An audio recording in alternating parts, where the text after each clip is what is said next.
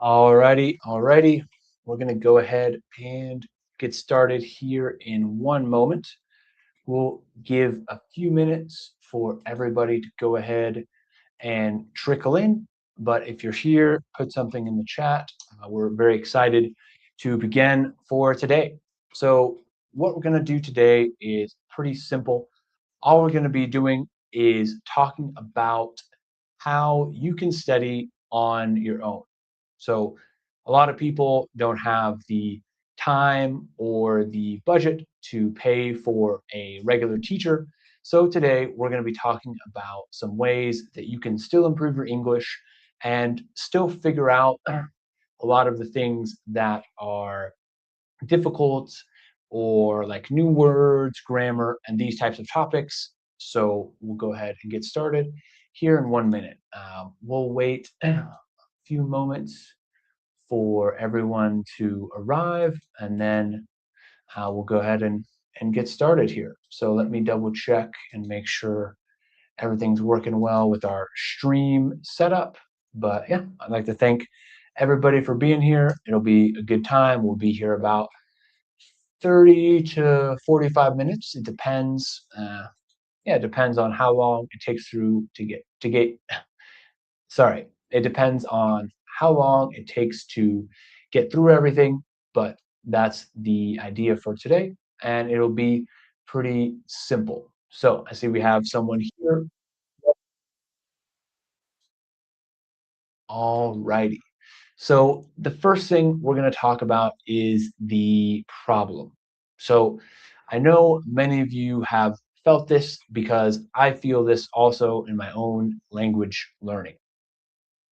You hear a new word on a TV show, reading an article, or perhaps even read it in an email or something like this. And you realize that you've heard it before, and maybe you've even studied before, or you know you should have studied it before, but for some reason you never wrote it down and you never made the time to do it. So I see this all the time with my own students. They really want to study. They have a lot of things they know they need to learn, and they're really motivated. But every time I ask, oh, do you have any questions? Have you seen any new words? They give me the same answer.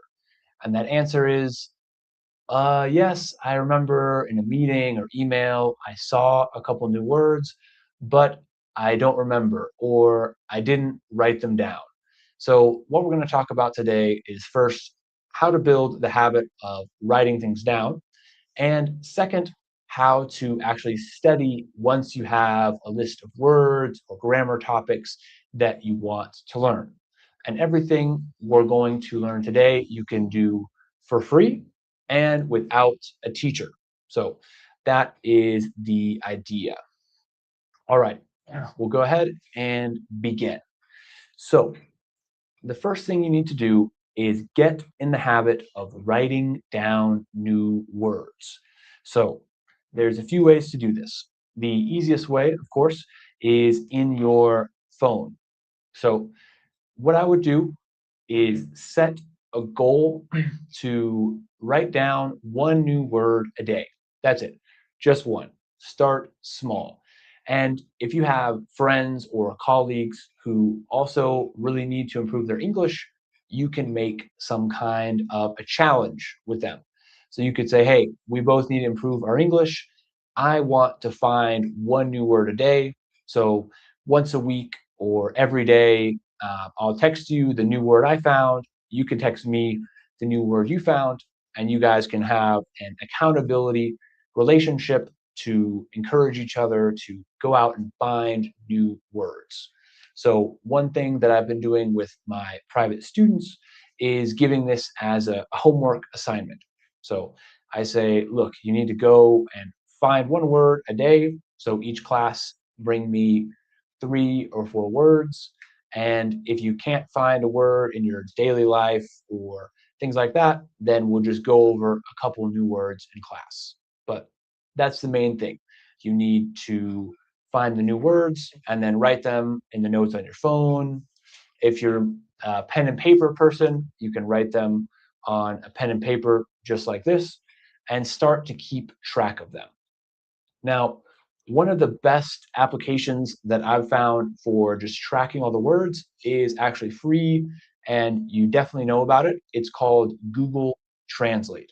So when you use Google Translate, you should sign in with your Google account on your phone and also on your computer.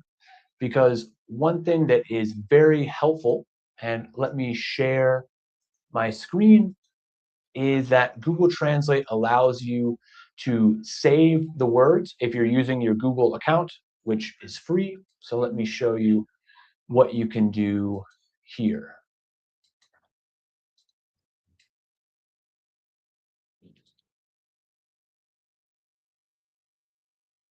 Okay. So whenever you have a new word or even a new phrase, all you need to do is come here to Google Translate, type it in, and make sure that you hit the save function.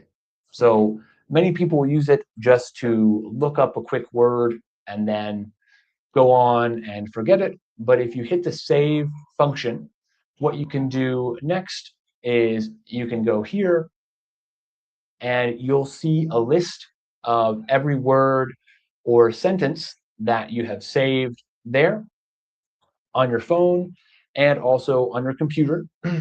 And what's really cool is this export to Google Sheets button.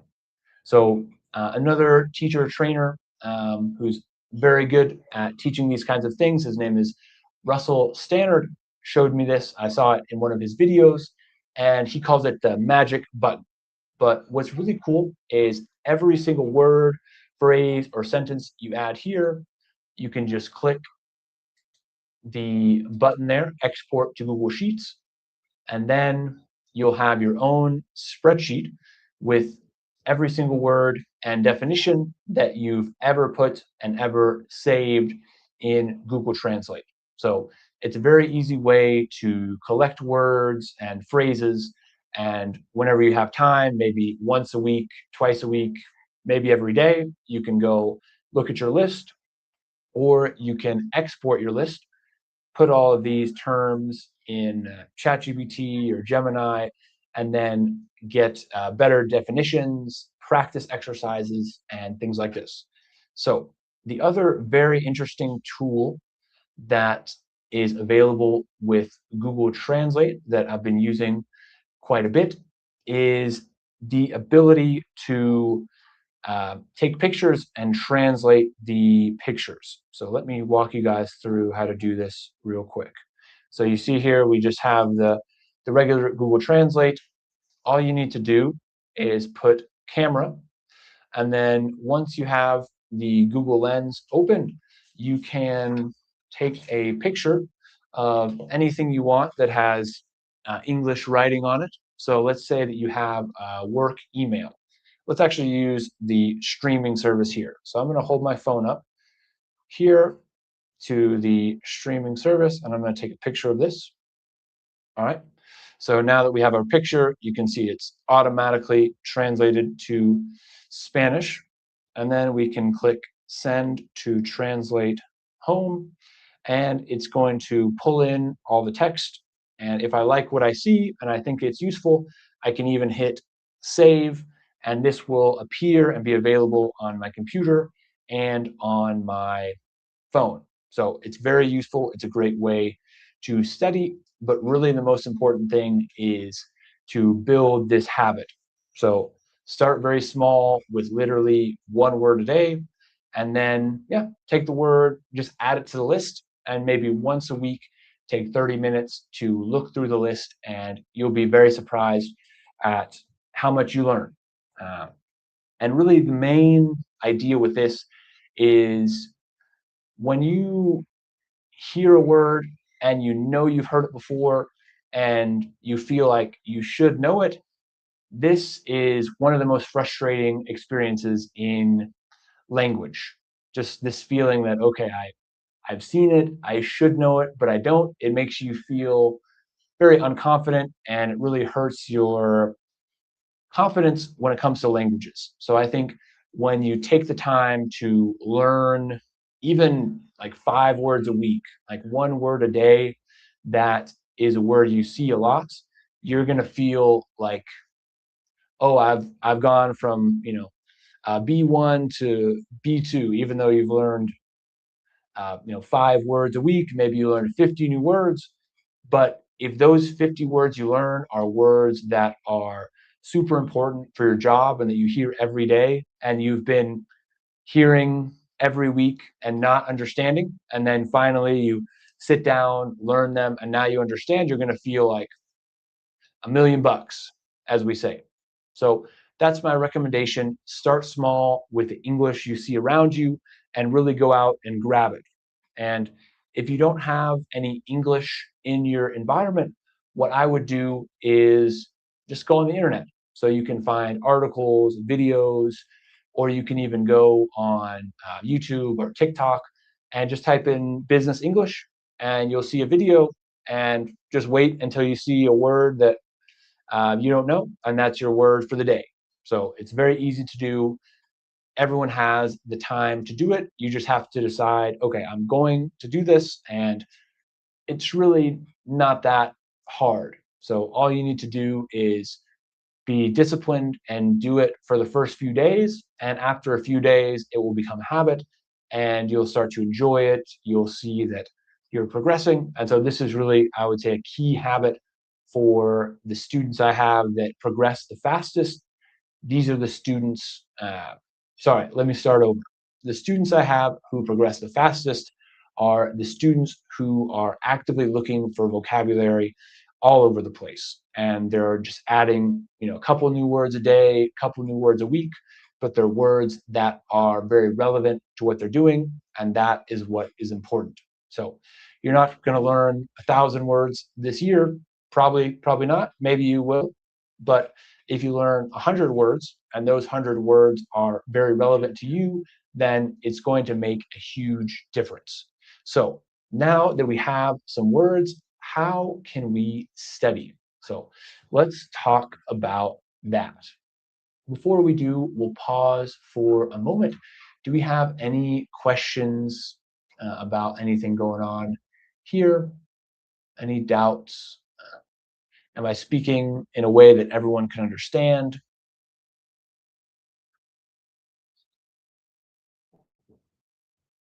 All right, give me a second to organize my thoughts and then we'll keep it rolling here.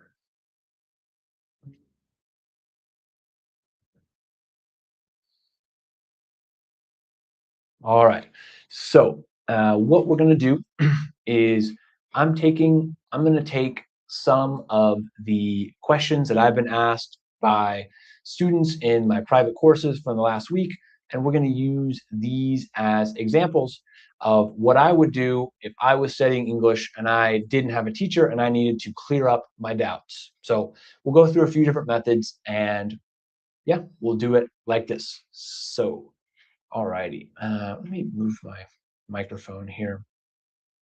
Okay, so first, these are just some questions I've been asked by students that we've talked about, and these are quite common. I think with a lot of you guys may have some doubts about some of these topics. So we'll start here with, let's say, hope and wish. So this is a good one to start with. What is the difference between hope and wish? So there are a few ways to do it. So we'll say the first method is going to be to search for videos and content on the internet. So let's go here, for example, to YouTube. So we'll run over to YouTube. All right. And then all we'll do here is we'll type in hope versus wish. All right. Very good. So you see, any guys? Oh, sorry. Let me go here. Okay, sorry about that. So we'll go back and yeah, anyway. So the first thing we'll do is we'll just look on YouTube for YouTube videos. So what you can do is you search, of course, and if you're in a hurry, one thing that can help quite a bit is these filters. So if you click on filters, you can filter by shorts, videos, or duration. So if you're in a hurry, I would filter for videos under 3 minutes, because if you're talking about 2 words, you really don't need more than 3 minutes. So we'll click here and we'll watch the video to see what they have to say.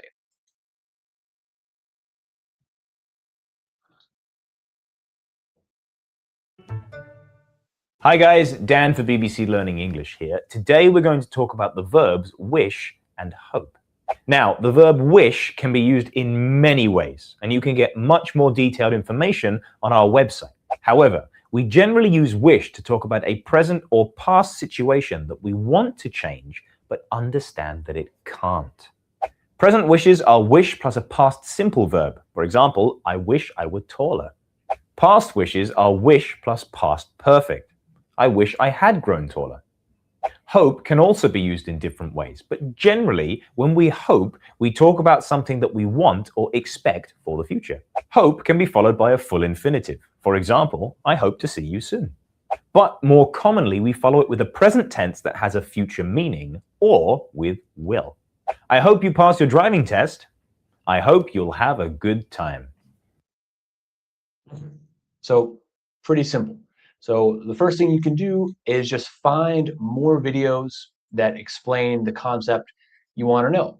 So of course we can watch this video, we can scroll down and find other videos about hope or wish.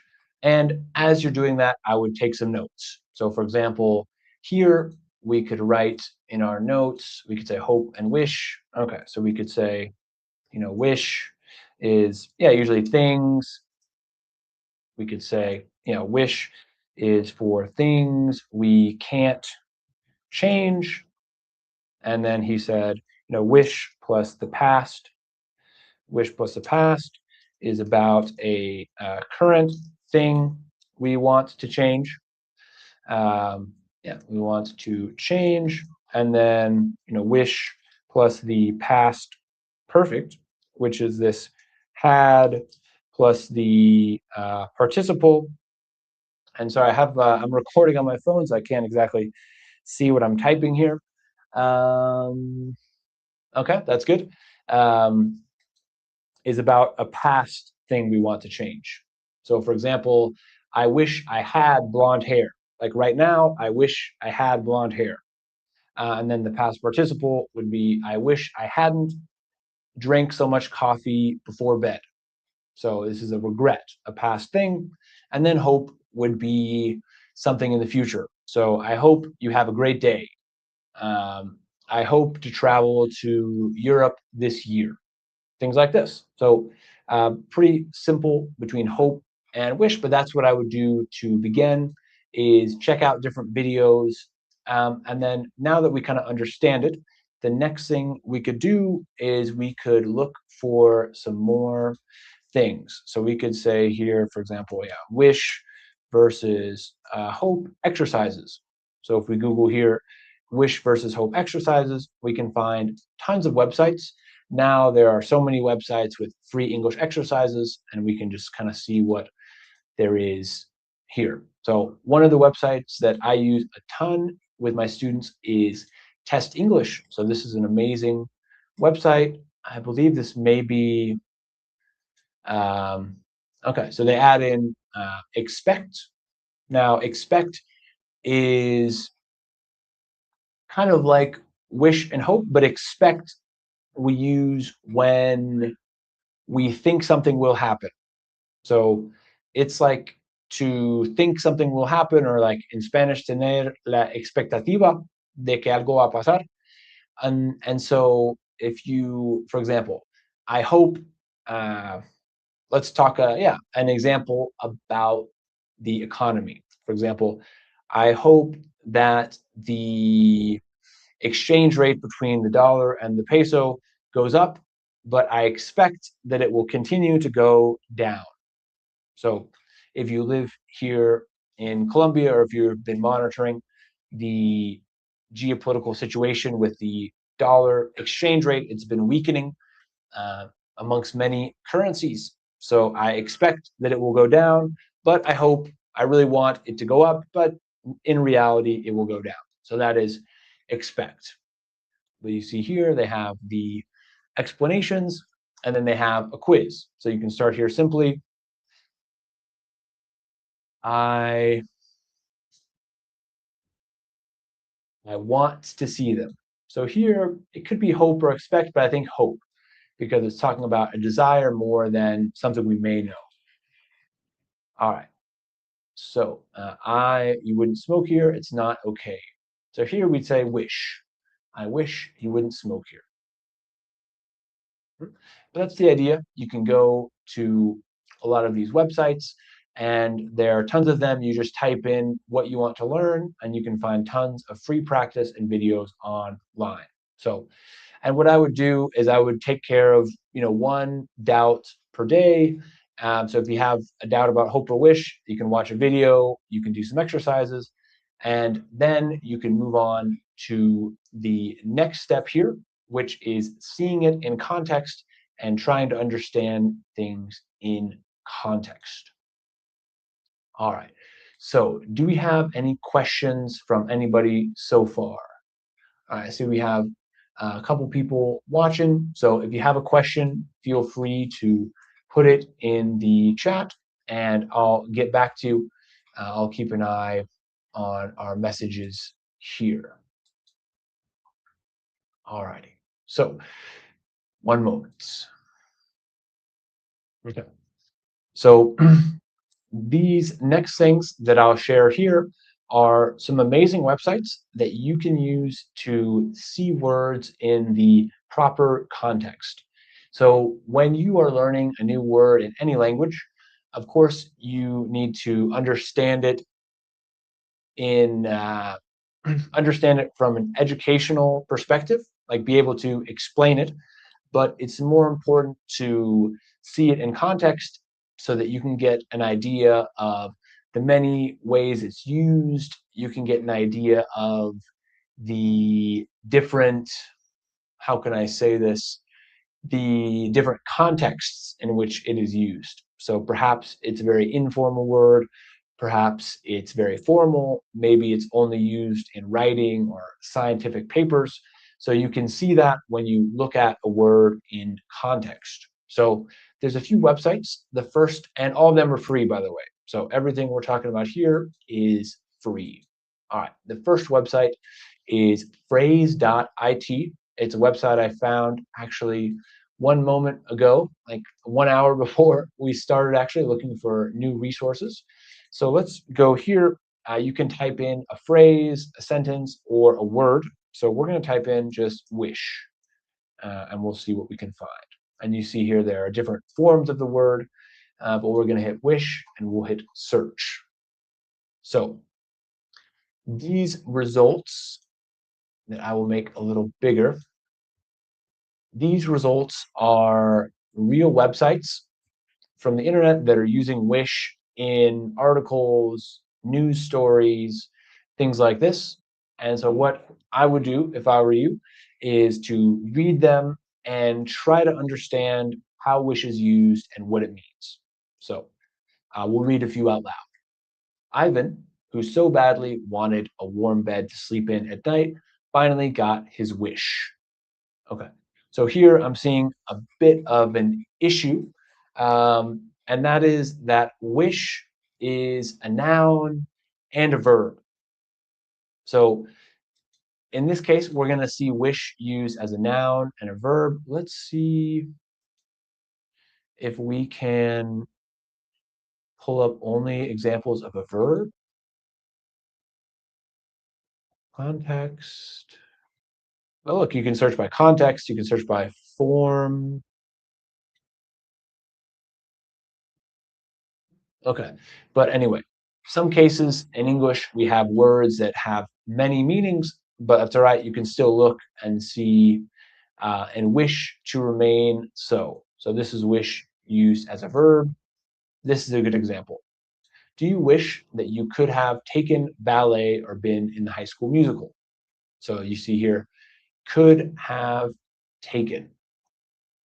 So talking about something in the past with wish. But that's one thing you can do. So check out some sentences, and if you see a sentence that you don't understand, what you can do is you can just copy the sentence, go over to any kind of AI agent. So nowadays there are tons of these AI agents. There's the ChatGPT, Gemini, Claude. All of them have free versions. I personally prefer to use Gemini or Claude, but you can paste this here and you can say, for example, I'm learning English. I'm learning English, and I'm bad at typing. Apparently, I'm learning English and don't understand the meaning of wish in this sentence. The sentence, can you explain it to me?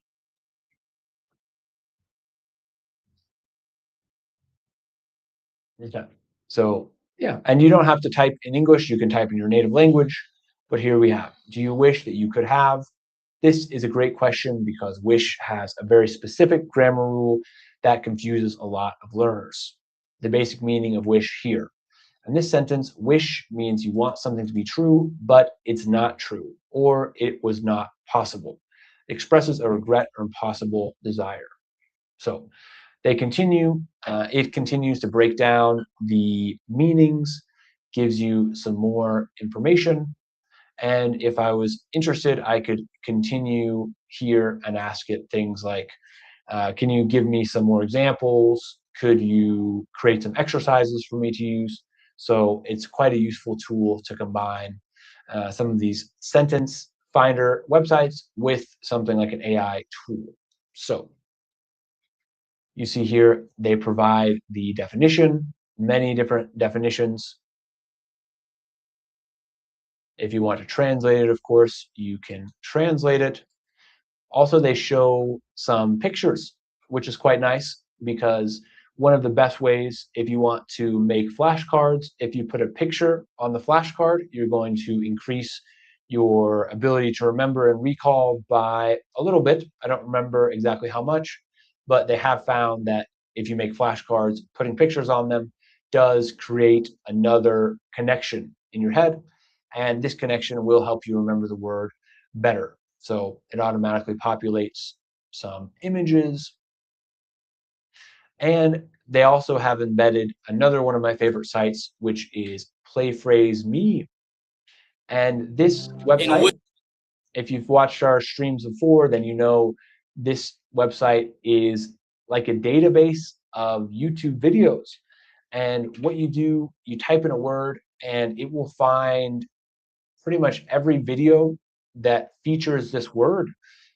So for example, we typed in wish and we got 66,721 results. So this is great if you want to understand how to pronounce words because you can hear different people pronouncing it. And it's great to see how it's used, what context it's used in. So we'll watch a couple clips here with wish. Wish you had the courage to do what you wanted to do. Now, I wish I could tell you the story ends 30 years ago in that little And if it's a bit too fast, we can go back. For so long. Now, I wish I could tell you the story ends. All right, I wish I could tell you that story ends. So here we have wish plus the past simple, which means he's wanting something to be different right now. So he's saying, I wish I could tell you that story ends here, but it doesn't for some reason. So a very good website here for seeing the word in the correct sentence context. And then also, if you want to see it in a visual or audio context from a YouTube video, you can see it here. You can change the speed. So you can make it 0.95 speed, 0.9 speed. So this really is a great tool. If you have time to sit down at your computer, I would use this website and just another document like a Google Doc and just copy paste phrases and kind of try to understand the words. So we'll go back and look at a couple other resources, a couple other ways that students are improving their English by themselves. So the other website we have here is Lingy or Lingay. I don't know if I'm saying it correctly, but this is a very similar concept. all you do is you type in a word. So here we'll type in wish. And of course, you see here you can type in a phrase. So earlier I was experimenting and I typed in the phrase piece of cake. So, but here we have the phrase. Okay, sorry. We'll start over 1 second. Do we have anybody? It doesn't look like there's anybody watching. If you are watching, thank you. But the next website is called lingy.com. And all you can do here is you can translate from English to any language under the sun, which is great. And you can type in words or phrases. So here we have wish, we type it in. We can see definitions, hear the pronunciation. And they also have a section that features lots of external sources. So you can see it used in the proper context. You can click on these links and see the original article. So if you need to see more context around it, then you can also use this article to get that done. So very great tool. I would recommend it 100%. All right. So 2 more tools I want to show you guys, and then I'll show you my favorite thing, which is the AI practice. That is really one of the best ways to go from knowing things to actually using them, but we'll cover that in a moment. So our next tool, as we discussed, is Youglish. So Youglish is great. You can type in any word or phrase. If you're studying another language, they have tons of other languages here as well. But of course, today we're studying English. You can select the region and we'll type in wish, or let's type in piece of cake, just so you guys can see that it also handles different phrases. Okay, so here we can see that someone else is making a video about how to use this, and that's the first video that popped up. But we see we have 700 results, which is amazing. And if we go to the next video,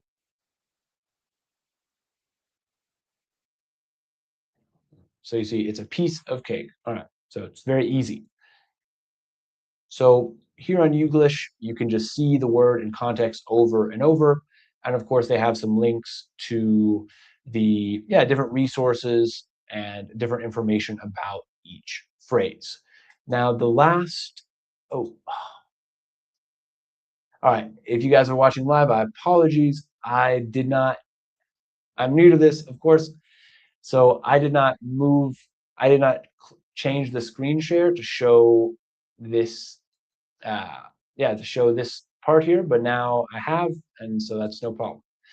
But anyway, on Youglish, you type in a word, you search it, you can see tons of clips. So if you want to review a word and like really understand how it's used, you can just watch clip after clip after clip, and you'll see how it's actually pronounced. So you'll see that we don't say piece of cake, we say piece of cake. So we kind of say like piece of cake. It's a piece of cake. So you'll see that, and then you'll see how we use it. Is it formal? Is it informal? So we'll watch a couple clips here. On top of that, cake.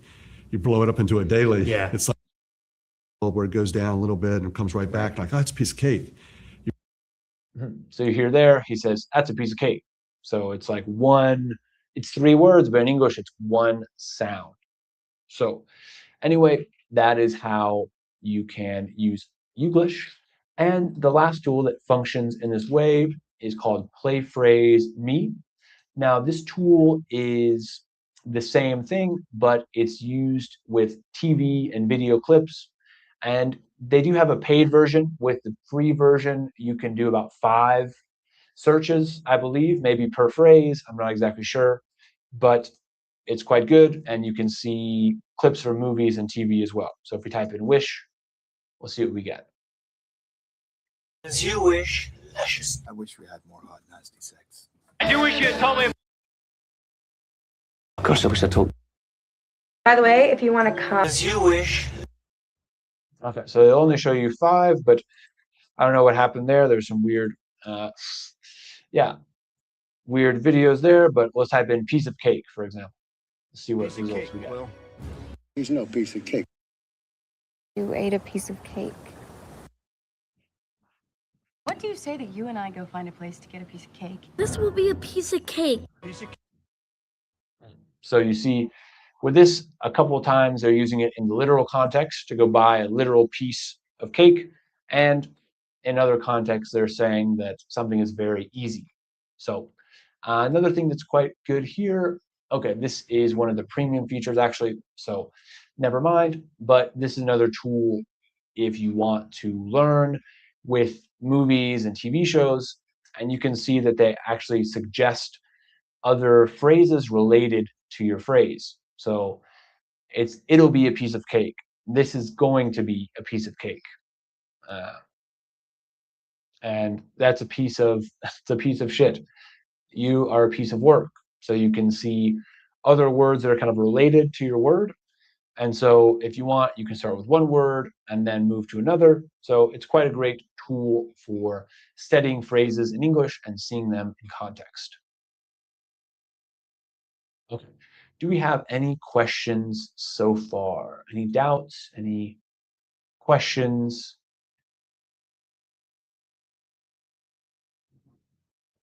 Okay. All right. So we'll go ahead and we'll continue with our class here. So the last thing that we're going to go over, in my opinion, is the most effective thing because it allows you to create personalized practice that goes step by step with you. So when you see a new word, of course, as we talked about, the first thing you want to do is figure out what it means and see it in context. But this is just half of the battle. This is input. This is you seeing it, recognizing it, understanding it, but now you need to practice using it. So it's like we explained in our last live stream, in language, there's input and there's output.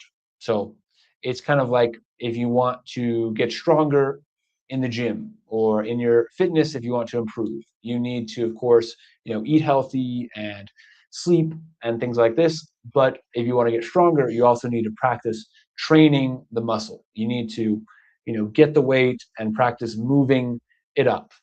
No amount of, eating properly or watching other people lift is going to train your muscles. You have to train your muscles. But there's kind of a problem here. As we saw a moment ago, when you look online for exercises for practicing words, a lot of the exercises are kind of basic. So it's fill in the blank or select the right answer. There's not a lot of online practice that allows you to create an answer, create a sentence, and get feedback from someone that says, okay, this is correct, or this is incorrect, and why. So you're kind of stuck with input, some basic exercises, and then, of course, you can use the word in a sentence. You can make your own sentences, which is very good practice. But unless you have a tutor or a friend willing to check your sentences and see if they're right, you don't have a way of confirming if the sentences you're creating are correct. So that's where these AI tools come in. So as I mentioned earlier, there's tons of free AI tools, and I know some people are skeptical about their accuracy and their effectiveness, and people are correct in that, of course, these tools are not perfect. They do make mistakes. But when it comes to language learning, especially English, they're pretty accurate. So really, these tools are designed to try to predict and guess, what the next thing is. So when it comes to learning a language and telling you this sentence is good, this sentence is bad, it's pretty accurate. Every once in a while, I'll catch some mistakes. But if you are using it to check your sentences or create exercises, you're going to be doing pretty well. So I wouldn't worry too much about the AI giving incorrect information. It does happen from time to time. And of course, it is better to practice with a a friend or a teacher or a real person. But if you don't have access to that for whatever reason, the AI tools can be a great alternative. And it's also great because you can start with a very simple exercise and you can make exercises that are one step harder and kind of just gradually increase the difficulty until you can actually use the word in a sentence, use the word in a normal conversation. And that's why I really like it. I think it's great. I use these tools to prepare exercises for my students. You can add background information like I am a programmer working for a multinational. Can you create some exercises using the word wish for me? And it will make personalized examples about your situation and create sentences with wish that your boss or coworker may actually use in a real situation. So with that being said, I'm going to show you guys a couple prompts that I use to, that I've kind of created today to create different exercises that you can use to practice. And remember, if you want, I can send you this document. So if anybody's watching, feel free to comment or send me a message on LinkedIn. And I'm happy to share these prompts and these other tools with you. And we'll go ahead and begin. But the other thing to keep in mind is these prompts are well written and they're very good, but you don't need to be fancy or anything. You can talk to the AI in your native language and just say, hey, I'm learning English. I want to know about this word. Create an exercise. Give me some examples for this word. Create many exercises to help me learn this word and make each exercise a little bit harder. So we'll take a look at this one prompt and then we'll kind of test it out and then we'll wrap up for today. But anyway, we'll see here, you're my English tutor. I want to study. And of course, you can put the word, phrase, or grammar point. First thing, explain it. Second thing, create a short dialogue where it appears naturally. Then give me practice exercises from easy to hard. This is the most important thing.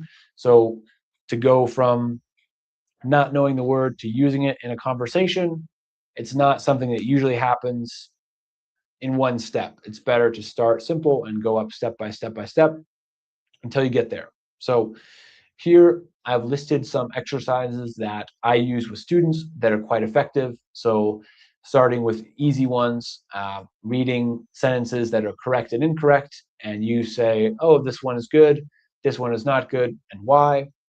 Then matching the word with its definition. Then we get into the types of exercises that you don't typically see on that you don't typically see when you type in exercises online, and unfortunately that you don't see in a lot of English courses as well. So my favorite one here is complete the second half of the sentence. So for example, I would just start a sentence with I wish I could ... and then you need to finish the rest of the sentence. So the idea here is to figure out, okay, how can I complete the sentence?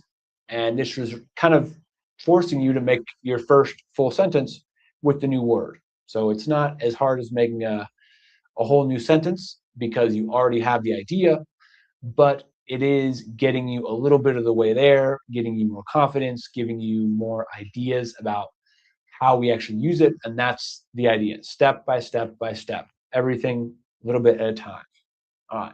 Then some discussion questions and things like this. So on this document, we've also got some different prompts for other things like specific deep dives into vocab, explaining the differences between words. But for today, we're going to go ahead and just use this one. So all I'm going to do is just copy this, and then we'll paste it into the AI. And then we're just going to put, we'll put here wish. See what we got.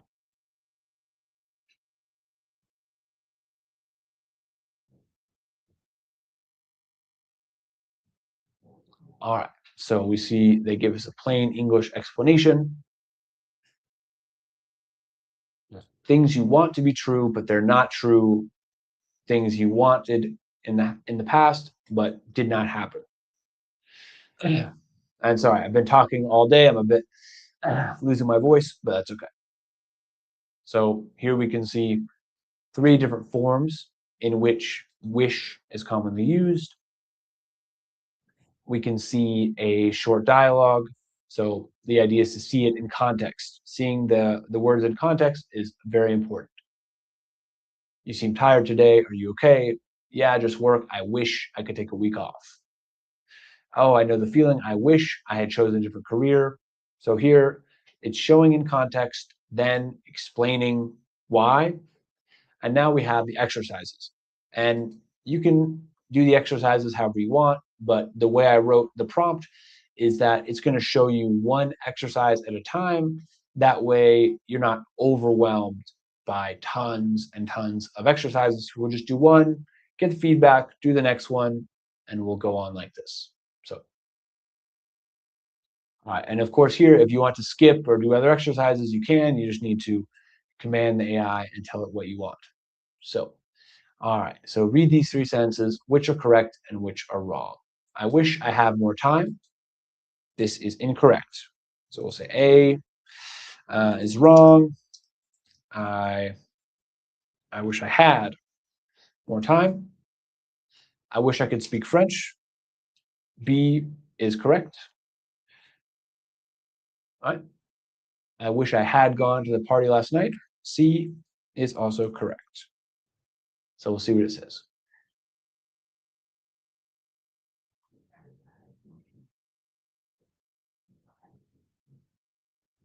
Okay, it says I got 2 out of 3 right. Wait, did I make a mistake?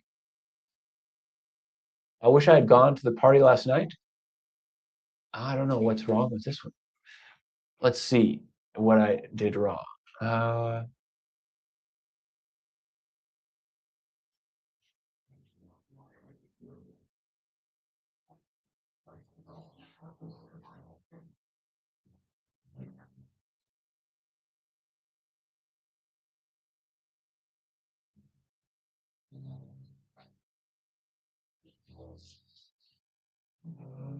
Okay, so here, this doesn't make sense.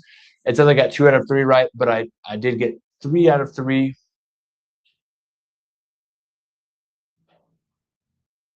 Okay, yeah, so this part, they made a little mistake, but as far as the grammar goes, everything was good. All right, so now we have exercise 2, which is recognition. So we'll see what else we got here. All right, so we'll say, and we'll just, for the sake of time, we'll say move on to harder ones.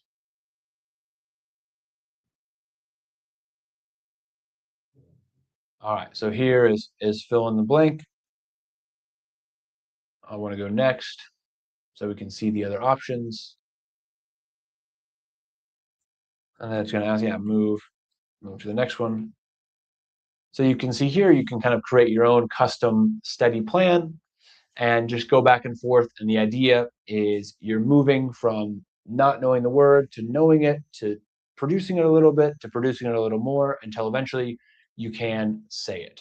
So I think we'll go ahead and wrap things up here for today. If anyone has any questions, you can send me a message on LinkedIn, or you can send me an email. If you're interested in receiving the if you're interested, sorry, if you're interested in receiving the notes for today's class, go ahead and comment on the video and I'll send it to you. But yeah, we'll stop here for today. We're going to continue these streams next week. I'm going to try to do 2 a week, maybe 3, but really we want to start doing a lot of these streams to help you guys to really be able to study on your own, because I think that's the most important thing. Even with the students I have now, the ones who really make a lot of progress are the ones who study on their own.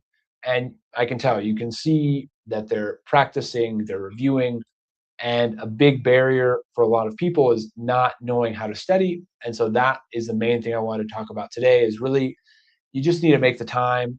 You need to record a few words and just know that like a little bit is okay.